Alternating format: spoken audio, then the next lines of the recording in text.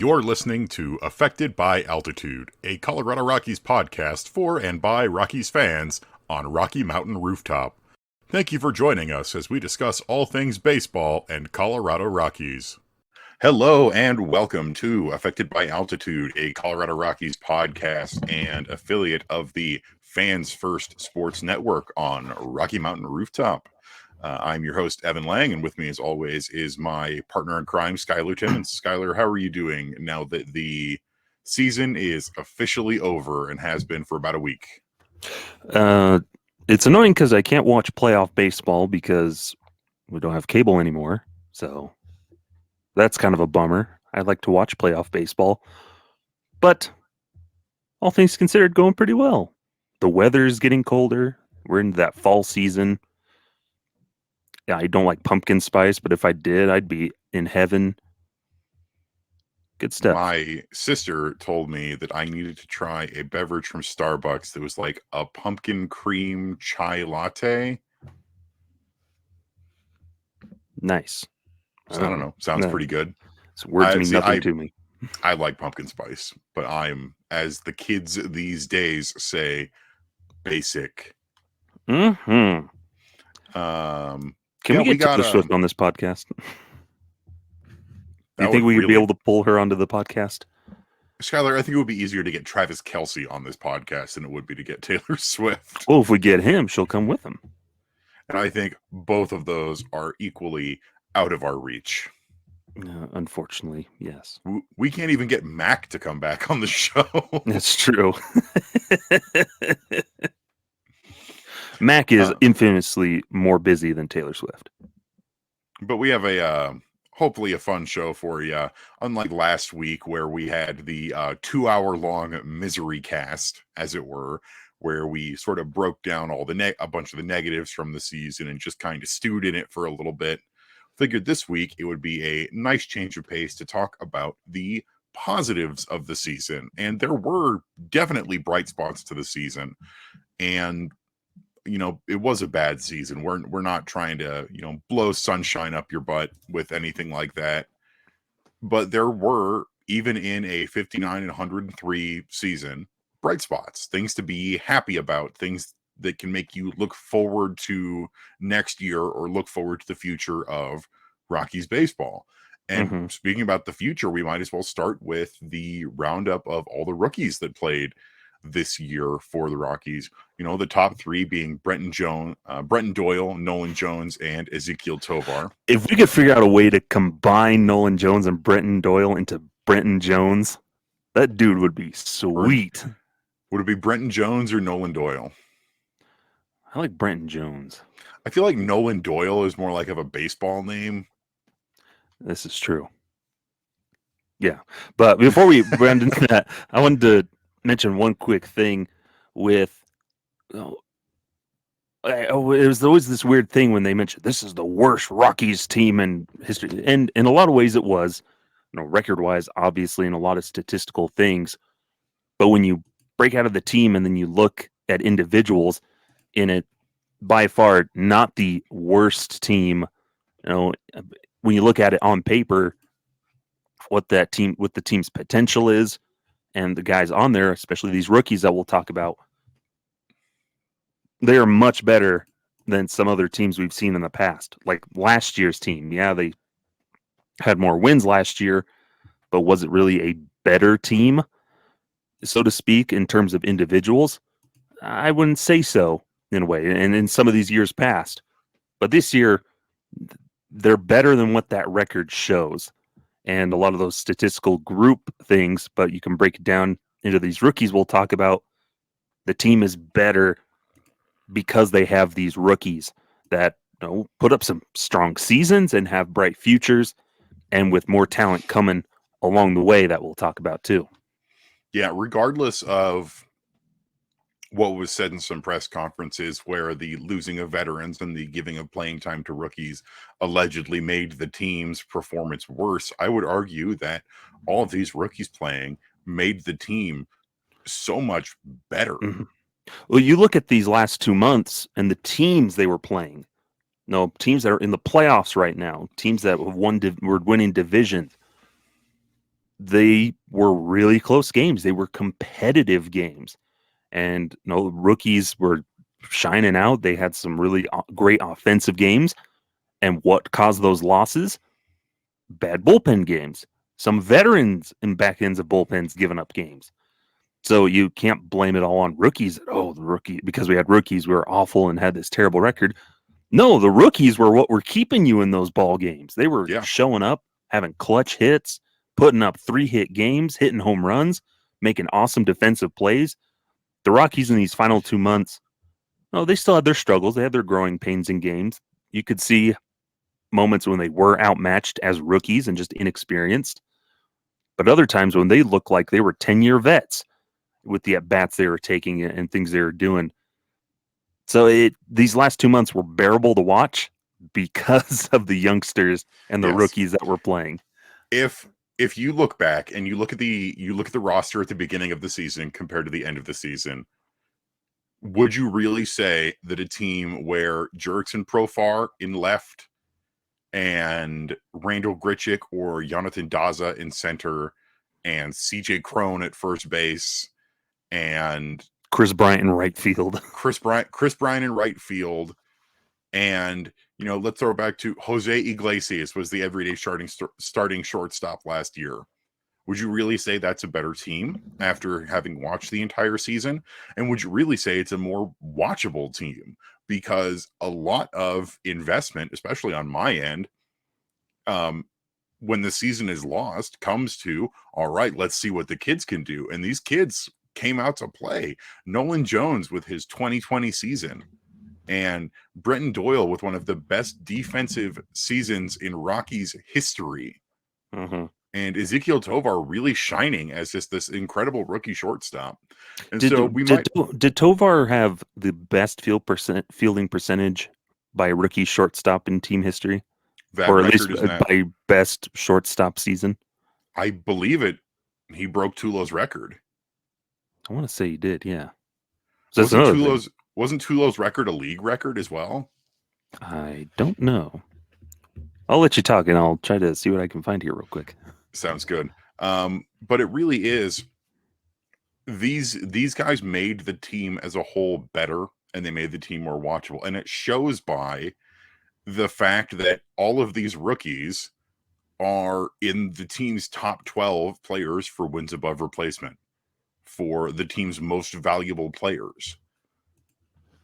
And there's still some weird outliers on there. So if you pull up the top 12, Randall Grichuk is in the top 12 because he really, for when he did play with this team, he was really, really good. But when he went to the Angels, he fell back to earth really hard. And I don't know how much of that was the Angels and how much of that was him. But he had it really tough after he left the team. But you have Nolan Jones, you have Ezequiel Tovar, you have Brenton Doyle, and then the other guys in top WAR, you have your general smattering of veterans and other guys, or even some younger guys. So just to go through the top 12 players by wins above replacement, number 1 is Nolan Jones. Number 2 is Ryan McMahon, Ezequiel Tovar, Kyle Freeland, Justin Lawrence, Charlie Blackmon, Elias Diaz, Austin Gomber, Jake Bird, Randall Grichuk, Brenton Doyle, and Brent Suter. And when 3 of those top 12 spots belong to rookies, it really tells you how important they were to this team being better than it could have been this year. Like, let's face it, we could have been staring down the barrel of a season like the Kansas City Royals had, or probably not the Oakland Athletics, who were actively built to tank. But even then, a lot of the rookies and young guys on the A's are the reason why that team was more watchable than it was. Zach Galoff and Brent Rooker were really fun to watch this year. And as to double back, I did find with Ezequiel Tovar, his .988 fielding percentage is the best by a rookie shortstop in Major League history, passing Tulo's .987 fielding percentage. Exactly. So we might as well just start with Ezequiel Tovar. So like Skylar, the true villain of Rockies podcasting. Like Skylar just said, Wasn't that the name of the bad guy in Heroes? I don't know. I never watched that show. Not a lot of people did after season 1. Where were we? Oh yes, Ezequiel Tovar. So yeah, like Skyler said, the best defensive season by a rookie shortstop in Major League history, surpassing Troy Tulowitzki. His defensive runs saved were really, really good as well. He had one of the best overall DRSs of any shortstop in the league. He had 13 DRS. That's good for number 4 behind the Cubs' Dansby Swanson, a persona non grata, and the Yankees rookie Anthony Volpe. So really strong season by Ezequiel Tovar. And he came out of the gate ready to play defensive shortstop. It was him needing to develop as a hitter, and he got the playing time to do so. And remember, he started off pretty rough at the beginning of the season and really began to shine. And he finished the season as the Rockies' third most valuable player by wins above replacement with 2.5. Ended up with an OPS of 695, which is not great, but that is largely dragged down by his bad on base percentage.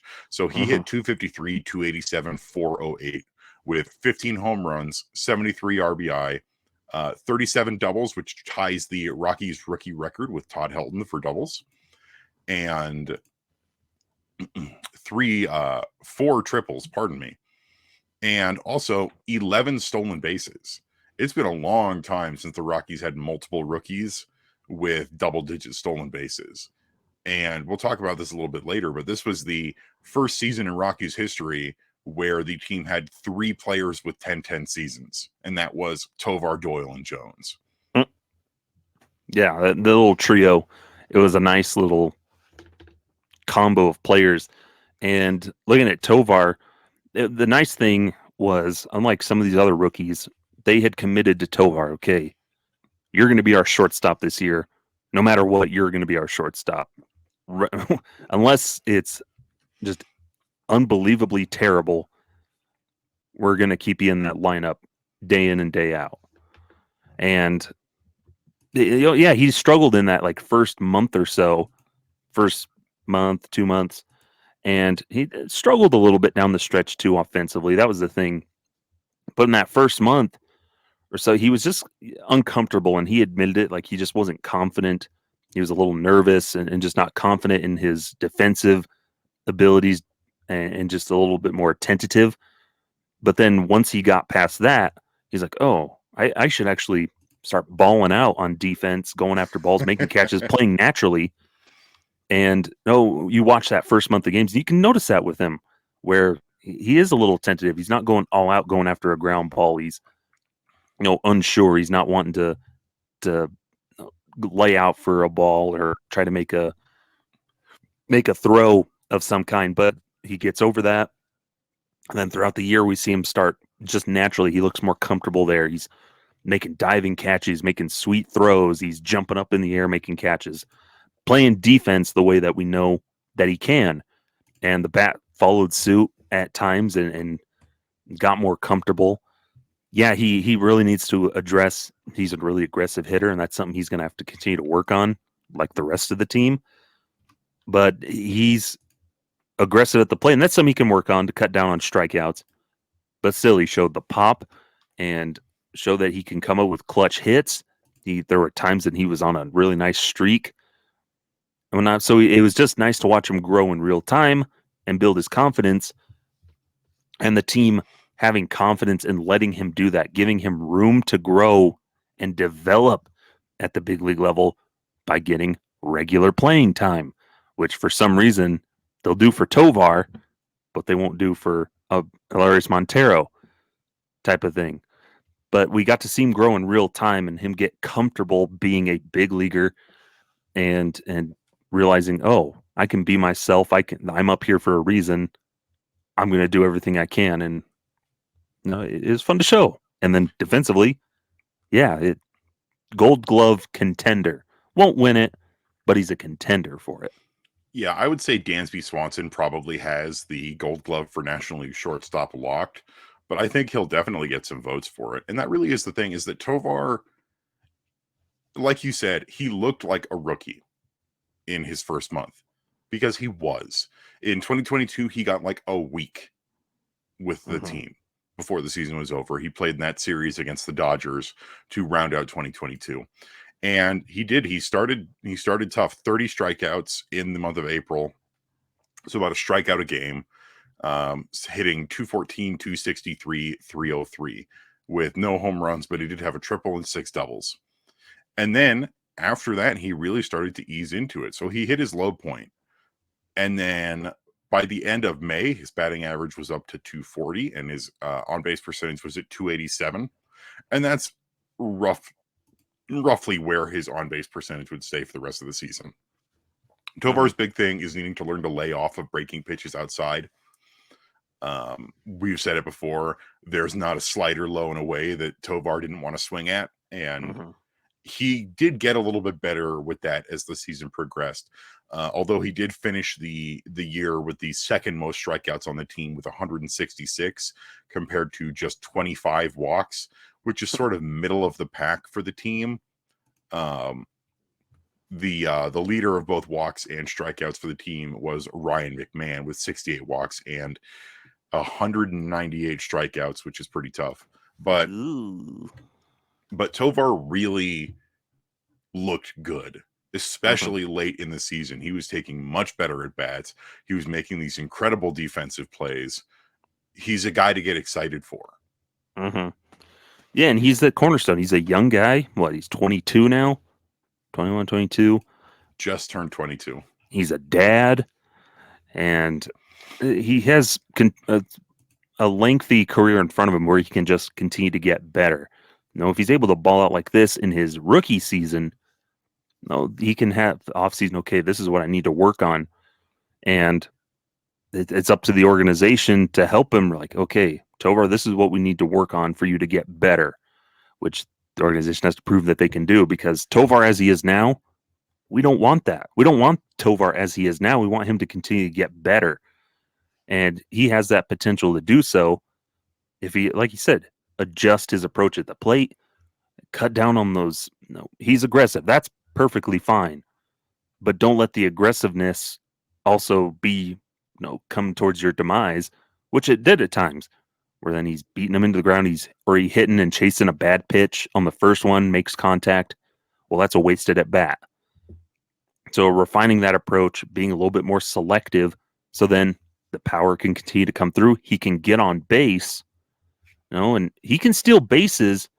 He didn't really do that as much this year, but improving, just like Brenton Doyle, improving that on base percentage, get on base more, figure out ways to get on base, draw those walks, use that speed to your advantage, and that just ups his game even more so. Yeah, when he doesn't just have to rely on, I got to hit or I'm not getting on base. Yeah, because he is a threat on the base paths, and you've got to be on base to utilize that. And let's be clear, we say we don't want Ezequiel Tovar as he is now, because Ezequiel Tovar as he is now that's his floor. That's his established floor right now, where Ezequiel Tovar as he is right now probably has a nice lengthy MLB career. Ezequiel Tovar, if he can get to his ceiling, is a superstar. And that's what we want for him. We want him to be able to continue and develop and become this superstar player that we believe he can be. Especially with any rookie, do you really want them to be exactly what that floor is, or what you first get him as, the good, the bad, and the ugly? No, you want him refined so he can get better. Because when they come into league, they're not perfect already. They can go one of two ways with the rookies, especially if they have a good rookie season. They can either just continue to get better, or they just stagnate and then they collapse. And you look at Cody Bellinger, came in as a rookie, really good, ends up being an MVP, and then it just crashes. And now he's on the back rise up. But Cody Bellinger was always good, trying to get better. And that's what Tovar can do. Is he's got a good spot right now, but it can be better. That Pedro Pascal meme from that awful Wonder Woman movie. Tovar is good, but it could be better. But he could be better. And that's with any player on a team. No, rookie or not, they can always get better. And Tovar, to think of what he could become is really exciting because there's so much to like there. There's so much potential again. And you hear people talk like he's one of the best shortstops I've ever seen, which is saying a lot, especially in Rockies history with some of the staples that they've had at shortstop. For Tovar to come in and in his rookie season do things or contend things in that rookies competing with some of the top rookies in organizational history in the seasons. He comes in his first year, ties or even breaks Todd Helton's doubles record for a rookie in a season. Things like that. It's exciting, and there's a lot to like about Tovar and his future going forward. Yeah, and this kid is he's 21 years old. He's got a long career ahead of him if he plays for even half as long as some of the greats do. Mm-hmm. And it really is it's fun to look and see because we have had some incredible rookie shortstops roll through Coors Field in Troy Tulowitzki and Trevor Story and now Ezequiel Tovar, and they're all very different players. Mm-hmm. But they all share that in common of this incredible rookie campaign that we just want to build off of. Yeah. And like he's really close into Tulo because Tulo, I felt like he was a complete shortstop, rookie shortstop. When he came up, he had the bat. The offensive capabilities were pretty good, or really good, and the defensive qualities were there. And Tulo continued to get better over the years. And Story had his problems still coming up when he came up, had the defensive stuff, but there were still like strikeout problems and stuff. So Tovar is kind of in that middle ground between what Tulo was and what Story was. He's kind of that nice middle ground between the two where he has some of Story's problems, but also has a lot of the upside of Tulowitzki. So he's kind of this nice, like, blended Tulowitzki Story baby as a player between the two. He kind of bridges that gap. And especially when you think of like, he's 21, he's not done growing, he's not done adapting. Like, he could probably get a little bit more power into his frame. Mm-hmm. In addition to just being what I really want from him is I want durability. Yeah, and Because 153 games this season. Yeah, which is really impressive. But I don't want him to reach like Tulo, where his body was just given out on him, or even Trevor Story, where he's had multiple injuries, and then he had that arm issue that really hurt him in free agency. What I really want for Tovar is to stay durable in addition to his performance. Yeah, take advantage of that youth while he has it. But yeah, lots to be excited about Ezequiel Tovar. One of the best parts of this season as a whole. We're going to take a really quick break. When we get back, we're going to talk about the other two rookies in Nolan Jones and Brenton Doyle, as well as some of the other things that stood out as positives for us in this season. So don't go anywhere. We'll be right back. It's going to be another long one, isn't it? Potentially. Welcome back to Affected by Altitude. Evan and Skyler here, and we're talking the Rockies rookie roundup. Just finished a nice lengthy discussion about Ezequiel Tovar, so we might as well jump into, let's do Brenton Doyle next. Brenton Doyle had a great rookie campaign as a defensive center fielder, where not only is he one of the best center fielders, single season center fielders in Rockies history, he was the best defensive center fielder in the league this year. 19 defensive runs saved, in strong contention for Gold Glove candidacy. I'd say he would definitely deserve to win it here. I believe he is sixth most defensive runs saved in the entire league this year with his 19. Number one being Dalton Varsho at 29. Varsho, of course, playing multiple positions. But that's where Doyle really impressed this year, is this 6'4" guy with incredible speed who looks perfectly comfortable out there in that cavernous core center field. And he really made that position his. The beginning of the season, it was going to be more Randall Grichuk in center field. Grichuk wasn't ready to play at the beginning of the year. They brought in Harold Castro, who could play some center field. and Jonathan Daza as well. And due to injuries, Doyle was called up. And Doyle's been a guy who I've been high on for a while.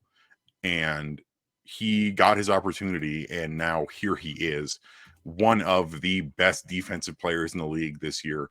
And his downside was his bat, where it took him a little bit to really find his swing. But he finishes the year with 0.9 wins above replacement, which is good for 11th most on the team. He finishes the season hitting 203, 250, 343 with a 593 OPS. The big thing for him, 22 stolen bases. Uh-huh. Yeah. 10 home runs, 5 triples, 16 doubles. He was caught stealing only 5 times compared to his 22 stolen bases. Did only walk 22 times and struck out 151 times. So there are some weak points there. But overall, really, really strong season. Yeah, and it was cool looking back. It was center field was weird the start of the season because a lot of us have forgotten that Jonathan Daza was on the team, was playing center field every day, while Randall Grichuk was still recovering from that sports hernia thingy, and then Harold Castro playing center field. You always forget about that, and it's weird because, but when they finally call up Doyle near the end of April, and Daza gets DFA'd, and we're like, whoa, what the heck? They're getting rid of Jonathan Daza? This is weird. This is some weird, wild stuff. And Doyle then gets to see, and it was fun. I got to see Doyle in Albuquerque like a week or not too long before he's called up, and just watching him play center field. It's like he just has a natural feel for the position in the outfield. He makes it look effortless. And he's really comfortable out there. And I was excited, like, man, he's what that they need at Coors Field exactly. Off defensively, he's going to do a lot of good out there. And just as you watch him over the course of the season, every time a ball was hit into the air and it looked like it was deep, it wasn't going to get out, but it was deep. You really didn't have any worries when it was out in center field because you're like, oh, Doyle's going to track that sucker down, or he's going to get there quick and make it really close. And how many times the ball's hit high and Drew Goodman is trying to gets Goodman himself because Doyle tracks one down and leaps, makes the catch, bumps into the wall, and throws it back in. You're like, dang. And it's so nice to have a comfortable center fielder out there, one you could have confidence in. You didn't have to worry about his legs or a ball deep in the gap. You're like, oh, Doyle's going to track that down, make a diving catch, or he's going to manage to cut it off. And what would have been a triple is now just a double. Or if he can get it even quicker, he can cut down a double into a single type of thing. And play here for every Rocky ever, we just talked to Brandon Barnes, played in the outfield at Coors Field, and former Rocky. And talking to him, I asked him about what it was like, when he was there at Coors Field, watching Nolan Jones and Brenton Doyle out there. He said about Brenton Doyle that it's basically the best center fielder he's ever seen. Somebody that's so natural. The instincts are so natural out there. It's just so impressive to him. And I think that's what impressed a lot of us watching Doyle. Yeah, the bat took some time, and it still needs a lot of work. But he's shown that he had the defensive things hunkered down. He's got a hold on that.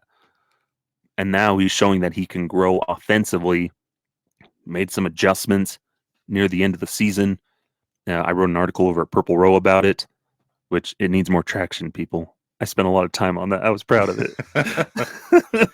But it is a good article.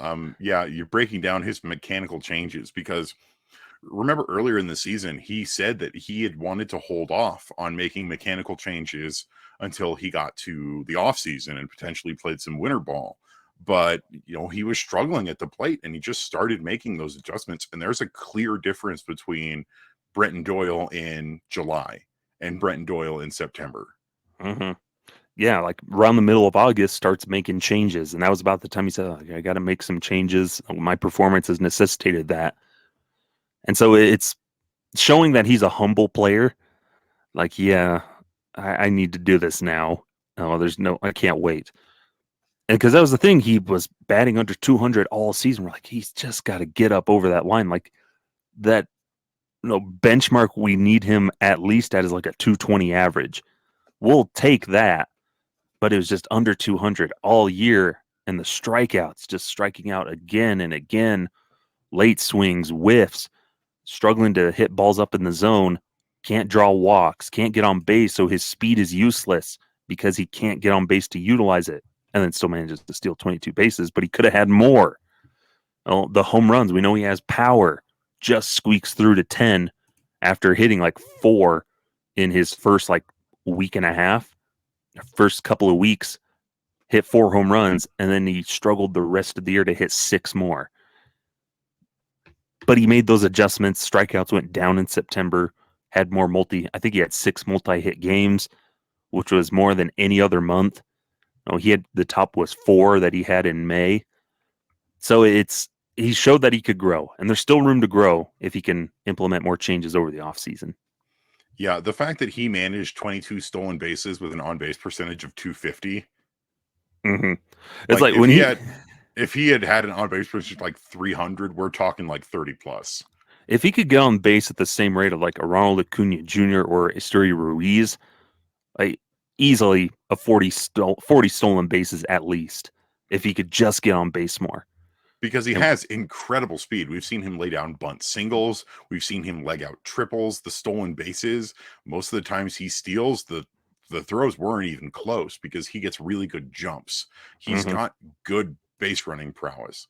And as a fielder, just to roll back to his fielding, because it really is incredible how good he was. So the folks who run the fielding Bible, who keep an eye out on things like defensive runs saved and stuff like that, they were really impressed with him. So to quote their tweet from October 5th, "We're still finalizing our defensive numbers, but Brenton Doyle leading center fielders in defensive runs saved is one of the most remarkable accomplishments of 2023. Doyle finished with 19 runs saved. The Rockies had only one prior season in which center fielders combined for positive runs saved." And then you look at the other statistics. Brenton Doyle led the league in ultimate zone rating and ultimate zone rating above 150, above average per 150, both Fangraphs metrics. He had top 5 for outs above average, and he had the second best runs prevented above average, and one of the highest just overall Fangraphs defensive ratings, third highest with 21.6 in the entire league per Fangraphs. He was good, and this was a guy we knew could be good in center field. He won a Gold Glove for center field as a minor leaguer in 2021, and if he can just continue to adjust his bat, become even a league average hitter, he has an incredible career ahead of him. Yeah, if he can, we keep talking about this, comparing, if he can become Kevin Kiermaier offensively. Kiermaier became that star in Tampa Bay with like a 96 runs created plus type of thing. Not a whole bunch below average, but a very successful defensive first, but had the offensive capabilities. And Doyle has that potential. And if those changes that he's making, the mechanics, which I think they will, they're helping out a ton already, yielding results, making more contact. If he can just make more contact is the biggest thing, because that was his problem all season. Couldn't make contact. But once he did, but when he did, he'd hit the ball hard. He's a strong dude, as showcased by his absolute cannon of an arm in center field, gunning homies down. In center field, it's so much better if he can just utilize that power, make more contact. He's going to be so much better offensively instead of looking like it's, we just have another pitcher in the lineup. The DH means nothing because Brenton Doyle's filling that role. No, he's changing that, which is awesome. And he better win that Gold Glove in center field. Otherwise, we riot, Evan, because the Gold Glove is not an offensive-based category. It doesn't matter if he's hitting 200. But hopefully the managers and coaches around the league recognize that, recognize what he's done, defensively, and he gets rewarded for that. Yeah, it really is. There's always going to be a place for defensive first fielders in this league. Jackie Bradley Jr. But Brenton Doyle has the potential to be much more than just a defensive first center fielder. Exactly. He's got the tools there. And this team just needs to help him continue to develop and continue to thrive. And he has just such a great season. He has a ton of potential to be a Kevin Kiermaier more than he does a Billy Hamilton. And Billy Hamilton still keeps finding workplaces. Yeah, he's still around. Just got signed by the Rays, I think, on a minor league deal. Good for him. He just keeps finding work. He's the new Terrence Gore without the World Series rings. Oh, that's right. Terrence Gore did get a World Series ring. He's got a bunch. He's got more than one? This is the first postseason without Terrence Gore since 2019, I think. All right, I'm looking this up. He has 2 World Series rings. Where is his? Because he's just the late game pinch runner. They just pick him up before and stick him on the roster because you need a pinch runner. All right, so we won a ring with the Royals in 2015, though he did not log any at-bats. Yeah, he was the pinch running specialist. And then again with the Atlanta Braves in 2021, no at-bats. Again, the pinch running specialist. He appeared in the World Series in 2014, in 2015, and in 2021. And he's been in a playoff series a lot of years, not every year. So 14, 15, 18, 21, and 22. Uh-huh. Neat. I learned something today. Yeah. Brenton Doyle's goal is to not be Terrence Gore. And I think World Series rings. And I think that's a totally reachable goal for him. The benchmark achievable goal is to not be Terrence Gore, which is totally possible. No, I think Brenton Doyle has the potential to really be something special. Mm-hmm. And I've been singing the praises of him for a while, and to have him come up and be effective and impactful and really put his name on the map as this incredible defender out in center field really makes me happy to see. Had the opportunity to speak with him very shortly on the last game of the season. He autographed a ball for me. I told him, it's been a pleasure to watch you this year. Congratulations on an amazing season. Just, man, these rookies, they're special. Mm-hmm. And it's another thing of the team sticking with the guy because he's doing something really well. They did it with Carlos Gonzalez, and look what Carlos Gonzalez went on to do. They did it with Doyle. That's totally within reach for Doyle to achieve that type of thing. Yeah, and they did it with the next guy we're going to talk about. But I think we're going to take another really quick break here. And we're managing these a lot better this time. When we get back, it's time to talk about Nolan Jones. So stick around. We'll be right back. After these messages, the kids could call you Noju. Oh, give me a minute. Hoju. Change your name. They call you Hoju. The kids could call you Hoju. Welcome back to Affected by Altitude. I'm Evan. This is Hoju, and we're going to talk about Nolan Jones. Nojo has that Lojo, Lodo Mojo. So there's a lot to be said about Nolan Jones, and we've already had pretty lengthy segments on each of these rookies, but we might as well just say it this way. Nolan Jones finished with a wins above replacement of 4.3, despite not starting until the end of May. Mm-hmm. Just let that sink in for a minute. Nolan Jones did not start playing Major League Baseball this year until, May 26th or something like that? Late May. And what he accomplished this season was truly excellent. Just truly, truly, truly excellent. Mm-hmm. One of the most exciting rookie campaigns for a Rockies rookie we've seen in a long time, I think. And it just slightly frustrates you of like, saw some stats I think it was the Isotopes. Albuquerque Isotopes posted one. It's like over the course of 142 games or whatever the season, he has 30 some odd home runs, and putting out his stats of between the two levels this season, all the games that he played. Those are rookie of the year numbers over a course of a full season. Would have been the best rookie season in Rockies history if he had played probably an entire year, or if he had managed to play during his Rockies vacation to Seattle for a weekend.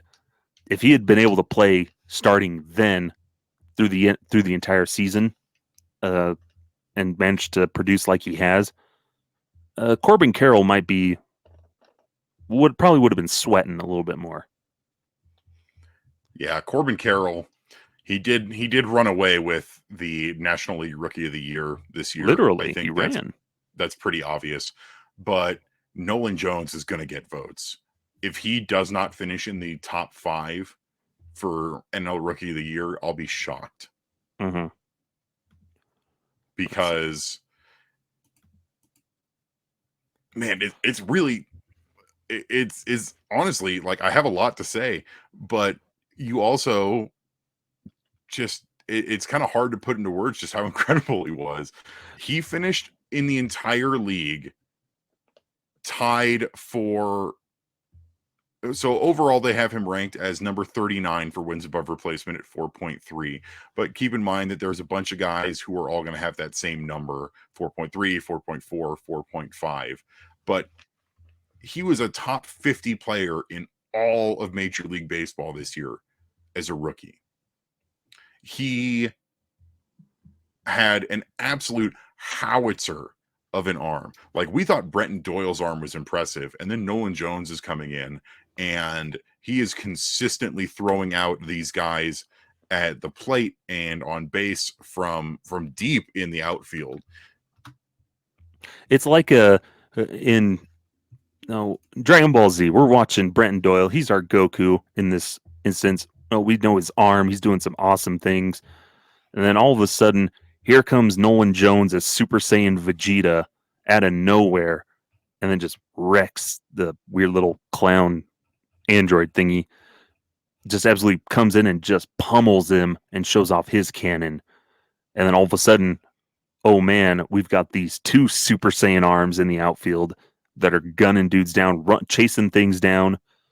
Like Nolan Jones, actually, he's deceptively fast with those long strides. He is tall and fast like a gazelle. And he was another one that, talking with Brandon Barnes, who Brandon Barnes knows him a bit from their time over in Cleveland, because Nolan was in the minor league system when Barnes was there as a 30 some odd, kind of his last veteran contract in the minors, and just talking to him, talking about ball. And so they still stay in contact. They're good buddies. And he's talking about just Nolan Jones again, is just how natural of an athlete he is. His instincts in the outfield, an awesome arm, incredible arm for throwing, and just overall a wonderful player. And that's what he talked about. Is he's deceptively fast. He compared him to Charlie Blackmon. That just those long strides that can cover so much ground, and that helps him so much running the bases in the outfield, all that stuff. Just nothing but high praise for Nolan Jones, who, despite only playing in 106 games as a rookie, leads all qualified rookies, has the best batting average at 297, which is absolutely incredible. He's one of the top. That he leads in on base percentage. I believe he has the best slugging percentage as well. Yeah, best slugging percentage, highest OPS. He had the 20 stolen bases, 53 walks. His 62 RBIs are up there. 20 home runs are up there, among the top. Just overall, despite playing in way less games than a ton of other rookies, still matching numbers in like 50 less games. Yeah. So Nolan Jones finishes the year with 4.3 wins above replacement, slashing 297, 389, 542, an overall OPS of 9.31 with 22 doubles, 4 triples, 20 home runs, 62 runs batted in, and 20 stolen bases. He did strike out a decent clip, 126, but he also drew a solid number of walks. He drew the second most walks on the entire team with 53. And you bring up, he only played in 106 games.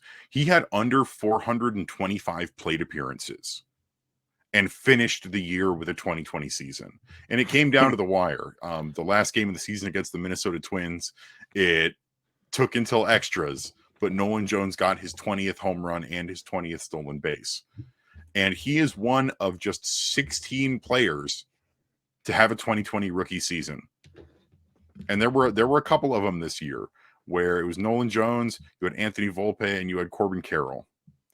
But Nolan Jones did it in 100 to 200 fewer plate appearances than anyone else on this list. He's the only one on the list to have done this in 424 plate appearances.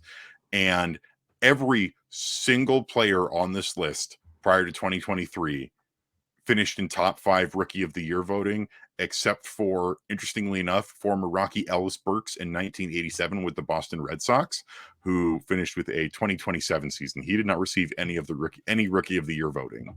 Mm-hmm. And the 80s were weird. But yeah, he's doing this all, learning a new position in the outfield. He's still learning. So you can still see the growing pains, but he's, for what he is now, incredible. Rookie, sets the rookie, or he's the first Rockies rookie to have a 2020 season. Breaks the outfield assists single season record for the Rockies in the outfield with 19 outfield assists. Just absolute cannon. For some reason, people just kept running and they hadn't learned that it was a no-go on no-Joe. It just makes you wish, like, man, we could have been. It's like in Avengers Infinity War when like Scarlet Witch flies down and like rips up those 2 giant wheel thingies, and the one Wakanda lady's like, why was she up there this whole time? That's the kind of thing, because Nolan Jones, he needed to go down to AAA. Spring training, he was awful. Strikeouts were a problem. He was a bad spring training. So you send him to Albuquerque to work on some things. Gets there, working with Jordan Pacheco, and just immediately hits the ground running and just explodes down in Albuquerque. Just the change of scenery, him changing his mindset of, this is where I am. I'm going to have fun. His parents telling him, no, just have fun. Enjoy it. Enjoy yourself. He starts having fun. And you notice that with Nolan Jones all year. Had smiles. He was having fun playing baseball, and it was reflected in his performance.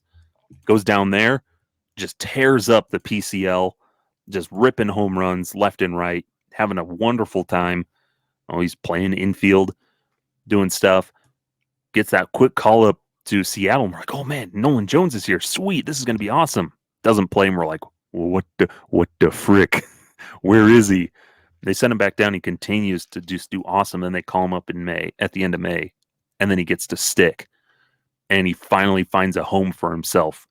Pushes his way into the lineup. That's the awesome thing, Evan, is he pushed his way into the lineup and gave Bud Black no choice but to play him. And that's the awesome thing, because then he just takes off. It's like injuries made it so that he had to play him. Mm-hmm. But and performance is what kept him in that lineup. Yeah. And that leads them to, okay, we can trade Randall Grichuk because Nolan Jones is fine. We can move Chris Bryant to first base because Nolan Jones can play the outfield. Now, a better outfielder. And just everything about him is just so exciting. He's my new favorite player. Throughout over the course of the season, you're like, yeah, Nolan Jones is my dude now. He finished in the top 35 for defensive runs saved across all players. He finished in the top 10 for defensive runs saved amongst all outfielders. He has the absolute cannon of an arm. He's deceptively fast. He can get doubles, triples. He's got contact. He's got power. Nolan Jones is the closest thing to a 5-tool player this Rockies team has. Mm-hmm. He can do it all. Yeah. And it's awesome to see. It's fun to have a player, 25, 26, still fairly young here at the start of his career, but he's a new staple. And they probably didn't expect that when they made that trade for him. They just, he's another lefty bat that we can plug in places. But no, he's cemented himself as a new core piece for this team, hopefully moving forward, that he can replicate and keep it moving forward and continue to improve. Just like we talk about these other guys, there's still room for improvement, but he's already off to a very hot start. And if he can replicate this type of production again next year, and the year after, we're sitting pretty with Nolan Jones. And go ahead, Evan. And I'll bring and how good he was just in September. He was good all season, but in September, he just really dialed it up to 11. He was incredible in September. He was the best player on the team. He was the best rookie in the league, basically. He was one of the best players in the league over the month of September. Basically, in every single offensive category, he was the best on the Rockies, and he was the best amongst all National League qualified rookies. And if he wasn't the best, he was darn close to it. Mm-hmm. Yeah. No, was the National League Player of the Week. Final week of the season, was the Rookie of the Month in the month of September. He's been our Player of the Month MVP a couple of times here on the podcast.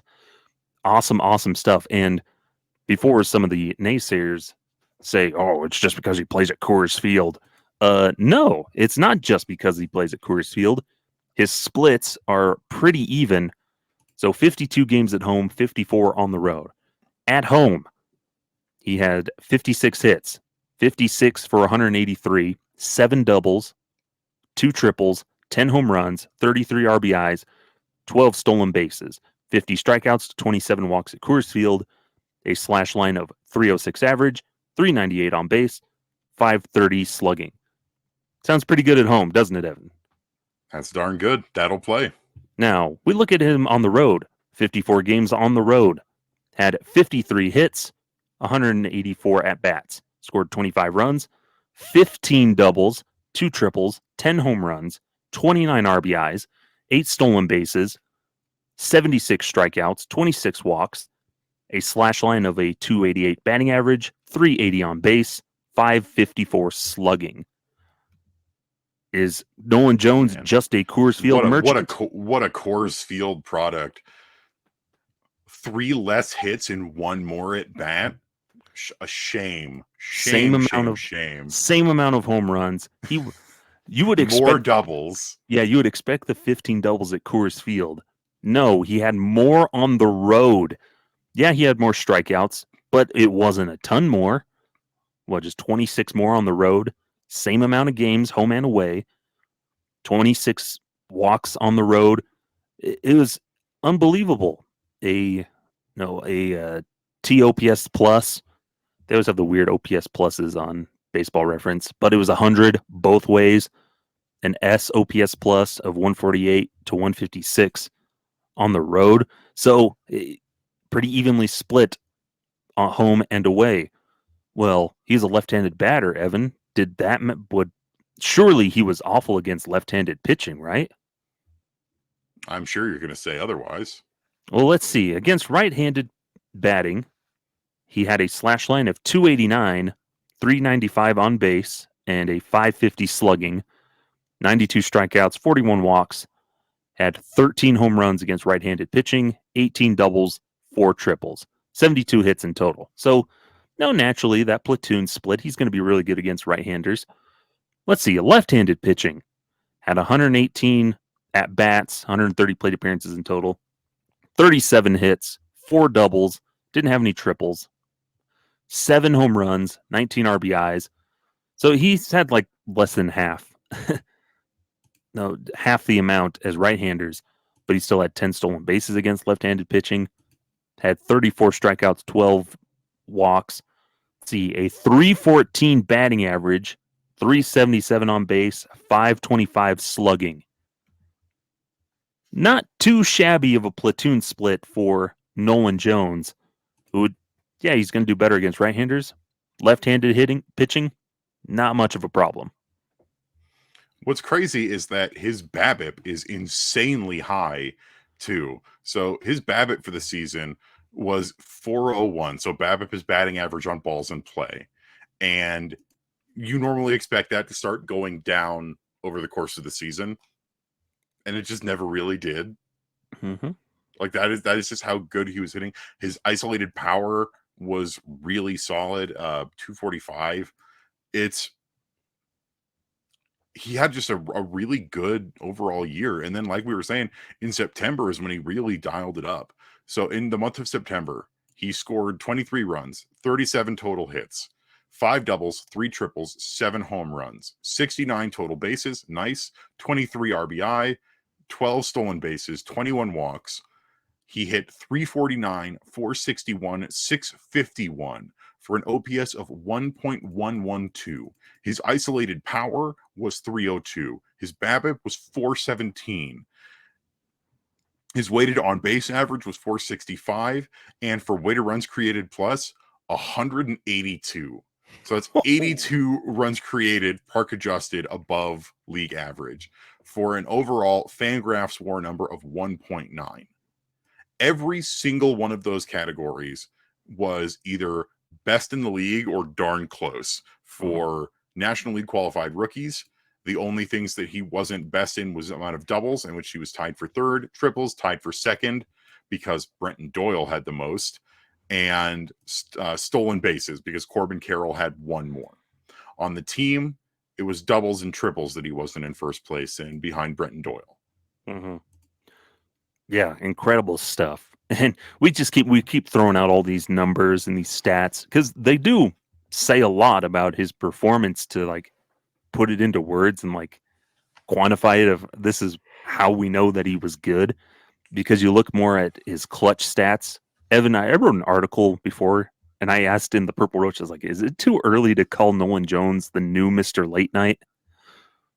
And I don't think anybody ever responded. But it was because he's been so good in the clutch as well.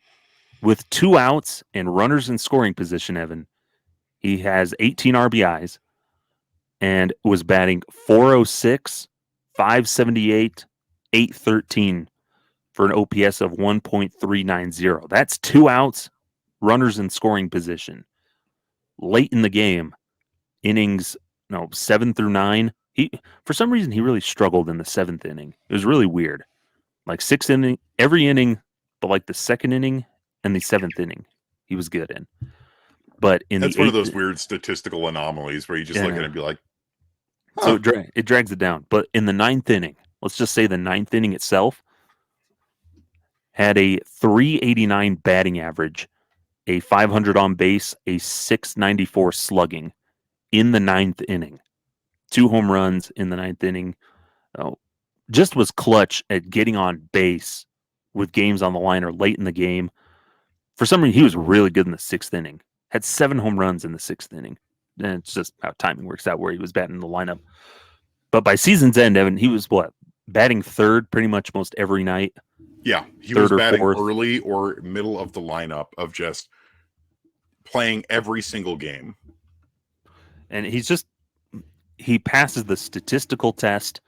And then the classic eye test, which I still believe says a lot. You can tell a lot by a guy more than what numbers may say, but just looking at a guy, even if they're doing well, you can see things on the eye test. Like especially with pitchers.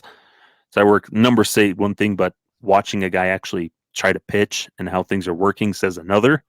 And you can tell a lot with that eye test in conjunction with the stats. Sometimes I don't always agree, but that's another point. But Nolan Jones passes that eye test. You just watch him on the field. He looks comfortable. He's already just a star athlete. Watching him there on the field, he passes everything he's doing is just impressive. And he passes that eye test. You're like, man, this guy's going to be special if he can continue doing this. You know what else I really like about Nolan Jones is that, and you mentioned this earlier, is he really is having fun.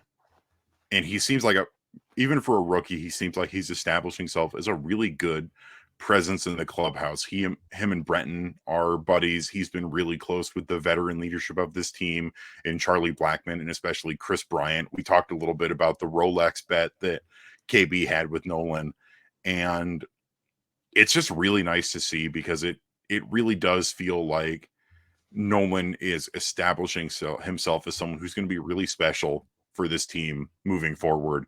And I feel kind of bad for our friends in Cleveland because you've seen some people going like, oh man, why did we trade this guy? and that's how it always is. And we're the same way. If we see guys go to other teams, sometimes the change of scenery is just needed. And going back to the discussion I had with Brandon Barnes, that's what he told us is, when he was texting calling Nolan Jones, he says, going to Colorado is going to be the best thing that ever happened to you. And we now look after the season happened, it was the best change of scenery for him. Now, and we talked about this earlier in the season with Nolan Jones. I think we said, like, he just looks like a Rockies player. He fits the Rockies mold of player more than he did in Cleveland. Cleveland doesn't really fit into the type of player that Nolan Jones is. He just kind of doesn't fit that makeup of their philosophy and just how he is as a player. And as he developed, he just kind of didn't fit into their mold of what they're going for or what they value the most, like a Juan Brito does for the Cleveland. But Nolan Jones is the epitome of a good Rockies player. Checks off a ton of the boxes that the Rockies look for, and it just fits. It's just a perfect match. And this is another thing. This is what's funny is if the Rockies had the chance, they would have drafted him, but they just didn't have the opportunity to draft him, even though they were really high on him and wanted him out of high school. Cleveland got to him first. And that happens. And that's been a lot of guys, honestly. Part of Bill Schmidt's MO has really been, man, I missed out on this guy. Do I have a chance to bring him in now? For better or for worse? Yeah. In this case, though, for better. Yeah. Because this has been such a good move. And when the trade first happened, I would say the response was fairly mixed. We traded Juan Brito, a fairly strong second base prospect, over to Cleveland for Nojo. And Nojo had been dealing with some injuries in Cleveland, and his debut with them was kind of just okay. Mm-hmm. He wasn't bad by any stretch of the imagination, but he was more of an unknown than I think people wanted him to be. And now here at the end of the year, this conclusively was a good trade to bring him in. And what's crazy to me is just how good it ended up being. Yeah, because in Cleveland he had the pressures of he was that highly touted prospect, top of the list, a top prospect for them for those years, and perhaps that pressure on himself and the organization, perhaps it just compounded and it hurt. He suffered from it and everything, and so that change of scenery comes over to Colorado, who from what it sounds like we wanted you, we've always wanted you here. And we love what you're doing. We want you to be a part of this. And then takes that pressure off himself so then he can just perform and play. Not worry about, I got to live up to this high prospect thing, which happens to a lot of guys. Yeah, we've seen how hard the pressure of being the top prospect can really push down on you. We've seen it with Brendan Rodgers. We've seen it with Riley Pint. We saw it with Nolan Jones when he was in Cleveland, especially because, he was a third baseman in Cleveland and he's behind in the depth chart Jose Ramirez, one of their best players in franchise history at this point. Then he comes to Colorado and, third base is his natural position, sure, but he's been learning. We talked about this a little bit earlier. He did all of this season while basically adjusting to a new position. Mm-hmm. And somehow ended up being one of the best corner outfielders in the league this year. Mm-hmm. Yeah, started in because they were having him play some first base.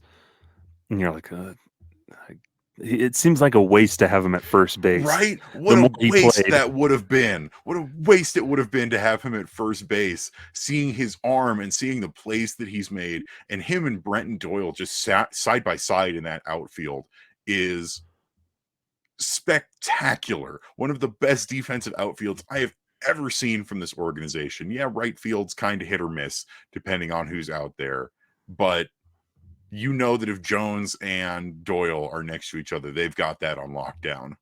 yeah, and it's nice because Jones can play all three outfield positions. Started in right field, was playing there quite a bit, so he's having to learn how to play right field. Oh, and then we're going to move you over to left field now and have you play there primarily. Handles it like a champ perfectly. Oh, Brenton or Nolan, we need you to play center field for a couple of games here because Brenton Doyle just needs some rest. He's not feeling well.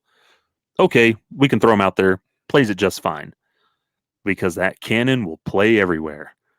And could you imagine just we can bring a time machine and bring Prime Cargo up and have him play right field? Ooh. Oh, that outfield would be so Just nasty. three guys with just absolute cannons out in the I outfield. It would never be safe to run again.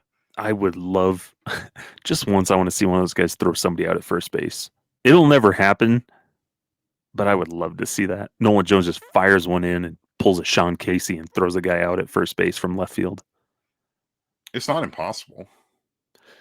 Yeah, but I think it's a principle Yeah, of it's the matter. a little bit of a pipe dream, but seriously, Nolan Jones, we could sit here and we could talk about him all day because he really, and we'll do at some point in the coming weeks, we'll do our awards for the season for the Rockies.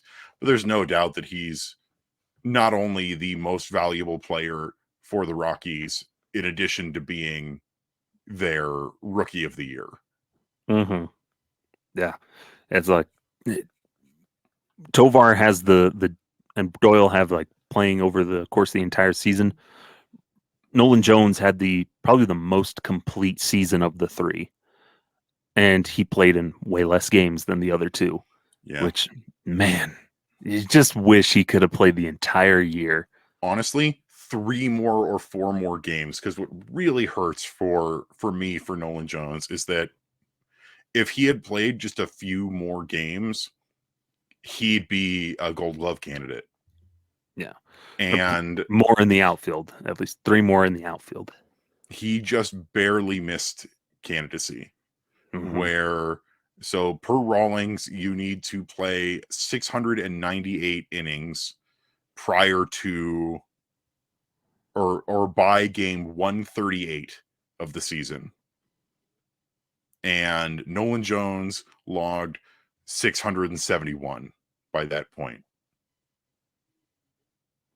So pretty much 3 games. What a weird arbitrary number. It really is. And I guess it evens out with them. And it's not that they have to play in that one position the entire season. It's that they need to just log that amount of innings, and then their candidacy, I believe, goes to whichever position they played the most at. I thought he's ineligible because he didn't log enough innings in the outfield. Oh, he just didn't have enough innings overall. Brenton Doyle will be a candidate, though. He has over 1,000 innings played this year. So you telling me if he had not just had a Seattle vacation and had actually played, he probably would be a Gold Glove candidate. Yeah. that one's pretty tough.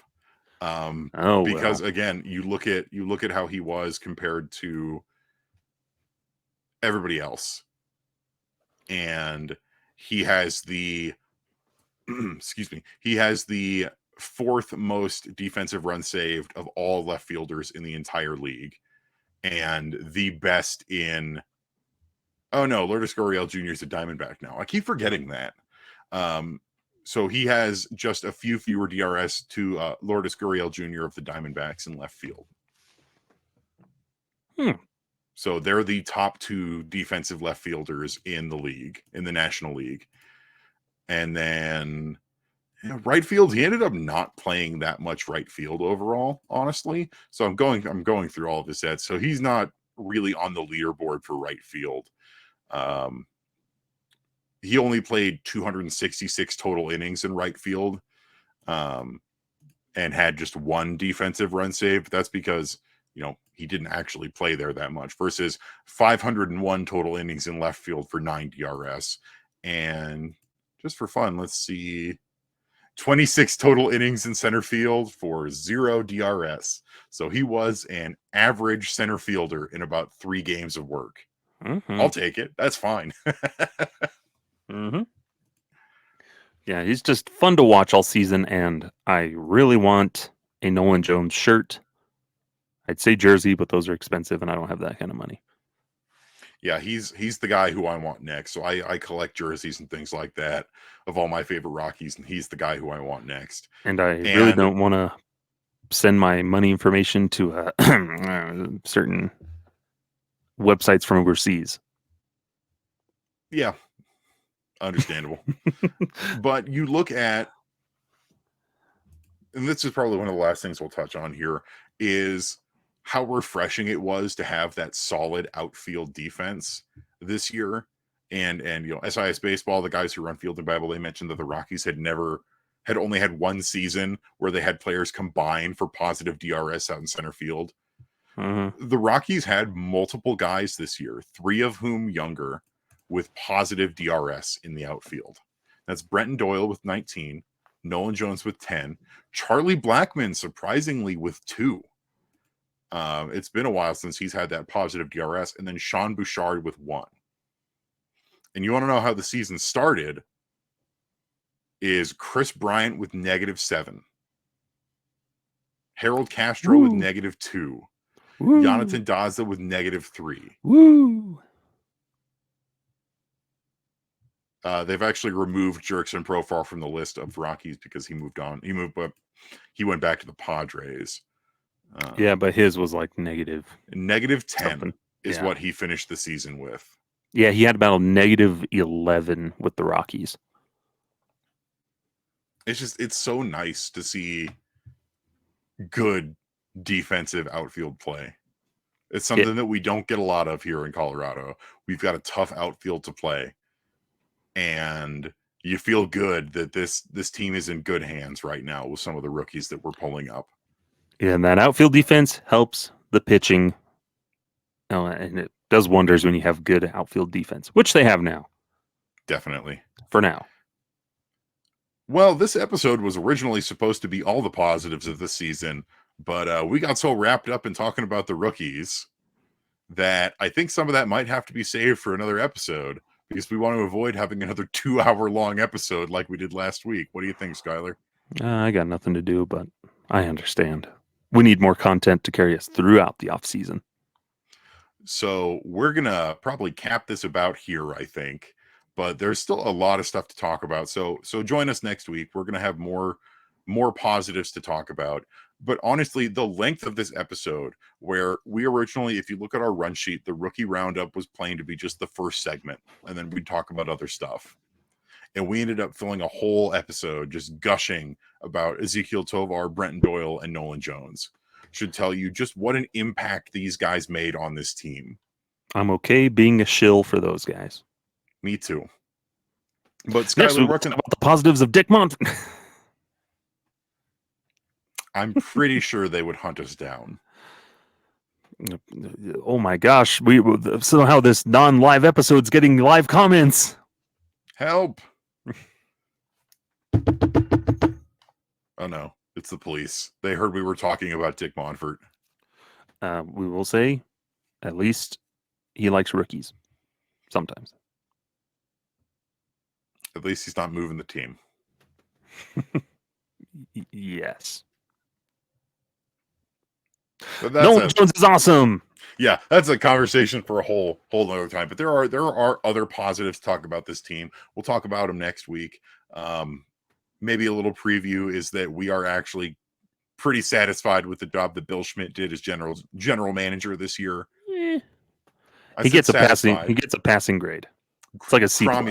Cromulent. He had a C+ season, which C for cromulent. Yes. There were other bright spots to the season that we'll talk about, like there's more to discuss. But for now, just we can be happy knowing just how good and how impactful these rookies were. Mm-hmm. Skyler, where can the folks find you at? Find me on the Twitters with an X. Twitter spelled with an X. Twitterx. The W turns into an X, or what is a T but an X that's doing a push-up or a pull-up? What? I don't know. Anyways, what on earth are you talking about? Find me on the social medias at sideline_crowd. Check out all of our Ranking the Rockies articles that are going out right now on purpleroad.com. I filled up the first week, so Monday through Friday of last week. Covered all those guys. Now the rest of the team can start this coming Monday that you're hearing this. Start pulling our weight. Yeah. Hey, it's tough when we don't have as big of a team as we used to, and the Rockies decided to use 57 players. So I had no problem picking up some of that slack just when we needed it. But you can find us there. Also check out Every Rocky Ever at Every Rocky Ever. We have a new episode coming out where we interview Brandon Barnes, our first player interview. It's a lot of fun. He's a fun guy to talk to. He's a good guy. Yes. That's about it.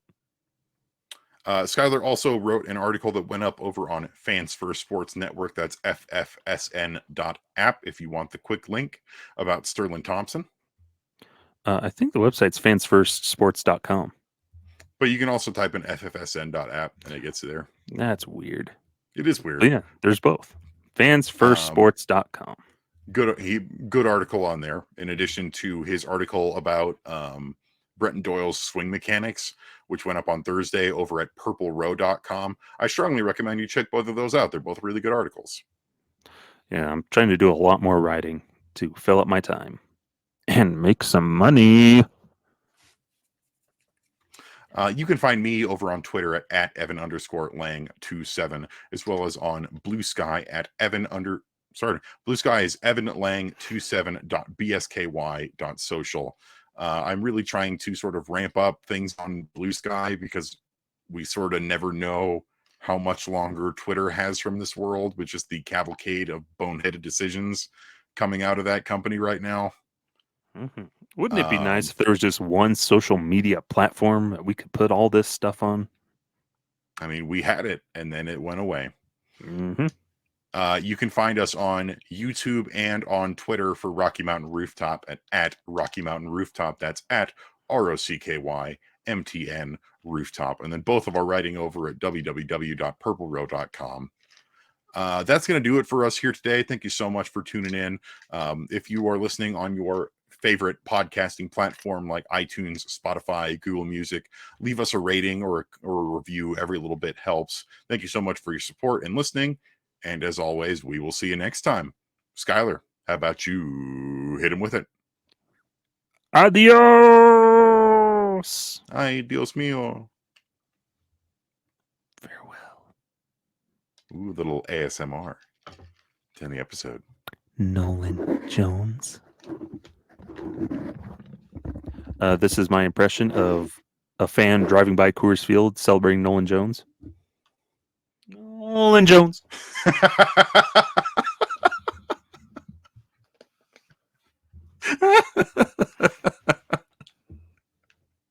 I don't know why, but that one really landed for me. Doppler effect. It's wonderful. It sounded really good on the audio too. Alrighty. Thanks for listening, everybody. Peace.